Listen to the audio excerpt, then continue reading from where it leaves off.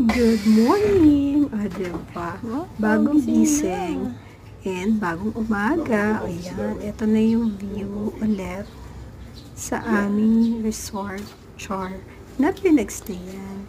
And ay nagbabati na ng good morning dito. O, yung maliit na aso na yan.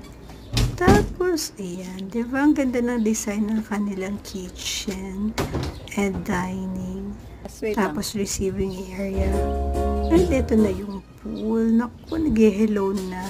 Sabi niya sa akin, mag-swimming na daw ako. O, diba? Mayat mayap.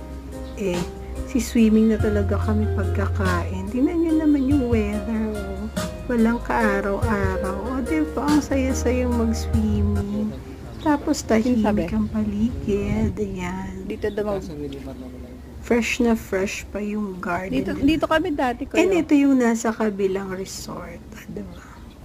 Ito yung dati na pinag-anuhan namin, swimingan namin.